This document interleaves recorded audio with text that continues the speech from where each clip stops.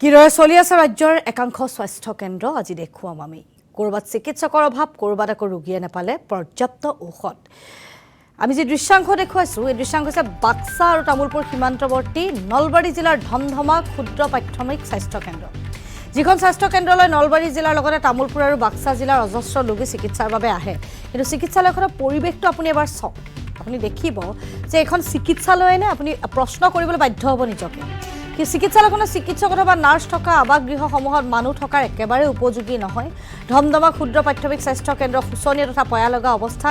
এনেধৰণে ৰোগীসকল আহি ঘণ্টা ঘণ্টা বুন্দাপৰ দি বহি থাকিবলগীয়া হয় ক্ষুদ্ৰ প্ৰাথমিক চিকিৎসালয়ত চিকিৎসক আৰু কৰ্মচাৰীৰ যথেষ্ট অভাৱ চিকিৎসালয়খনত প্ৰায়ে স্থায়ী চিকিৎসক নাৰ্ছ বা ফাৰ্মাচিষ্টৰ নাটনি হয় জহি কহি গৈছে চিকিৎসালয়খনৰ পকী বেৰ চৰকাৰী আৱাসগৃহৰ বিচনাৰ ঔষধ আৰু পৰীক্ষাগাৰৰ সুবিধা ৰোগ নিৰ্ণয়ৰ বাবে প্ৰয়োজনীয় আচবাব লেবৰেটৰী সুবিধা জৰুৰীকালীন ঔষধ চিকিৎসা সেৱা আগবঢ়াবলৈ স্থানীয় ৰাইজে চৰকাৰলৈ অনুৰোধ জনাইছে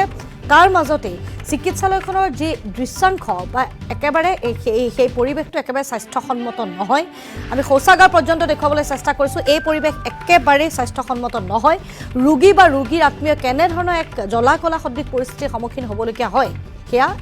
আমি নকলেও সহজে অনুমেয় গতিকে একাংশ স্বাস্থ্য কেন্দ্ৰ এনে পয়া লগা ছবি এই স্বাস্থ্য কেন্দ্ৰসমূহলৈ চকু দিবলৈ এতিয়া চৰকাৰ প্ৰশাসনক আহ্বান জনাইছে স্থানীয় ৰাইজে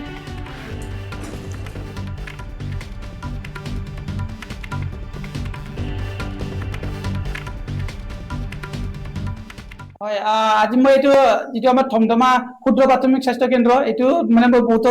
দিনৰ পৰা শুনি আছিলো যে আমাৰ ইয়াতে ডক্টৰ নাথাকে প্ৰায় সন্ধিয়া হলেতো আমাৰ ইয়াতে ডক্টৰ নাথাকে গতিকে এই মানে ডক্টৰ কিয় নাথাকে আজি মই ইয়াতে আহিছিলো মই নিজৰে পেচেণ্ট লৈ আহিছিলো তাৰপিছত মই মানে এবাৰ চাই যাওঁ কি আছে এই এৰিয়াটো মই এবাৰ ঘূৰি কিনে দেখা পালো যে ইয়াত ডক্টৰ থাকিব পৰা অৱস্থা নাই যিটো এতিয়া কোৱাৰ্টাৰ আছে ডক্টৰৰ কিন্তু এই ডক্টৰ কেনেকে থাকিব ইয়াতে ছাগল গৰু ৰাখিব পৰা সুবিধা নাই গতিকে ইয়াত ডক্টৰ কেনেকে থাকিব ইয়াতে যদি ডক্টৰ নাথাকে তেতিয়াহ'লে আমাক এই বৃহত্তৰ এটা অঞ্চল ধমধমা অঞ্চল এই অঞ্চলৰ মানুহ কেনেকে তেখেতসকলে সেৱা কৰিব গতিকে মই নিউজত শুনা পাই থাকো যে আমাৰ মুখ্যমন্ত্ৰী মহোদয় ইমান এক্টিভ মানুহ তেখেতেও কৈ থাকে যে পুৰা উন্নতি হৈছে মানে স্বাস্থ্য কেন্দ্ৰ বহুত উন্নতি হৈছে কিন্তু স্বাস্থ্য কেন্দ্ৰ উন্নতি ইয়াত আহি কিনে চাওক তেখেতে আমাৰ ধমধমা অঞ্চলত আহি কিনে চাওক এনেকা য'ত PHC আছে এইবিলাকত যাই কিনে তেখেতে চাওক স্বাস্থ্য কেন্দ্ৰৰ কি অৱস্থা আছে তেখেতে এনে কৈ থাকিলে নহ'ব গতিকে মই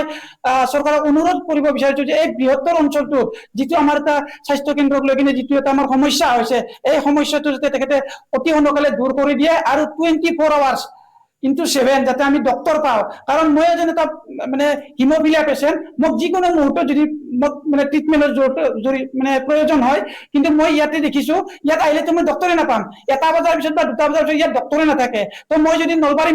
মেডিকেল কলেজলৈকে যাব লাগে তেতিয়াহ'লে তুমি যায়ে নাপাম জিন্দাই নাথাকিম গতিকে আমি যদি প্ৰাথমিক যিটো স্বাস্থ্য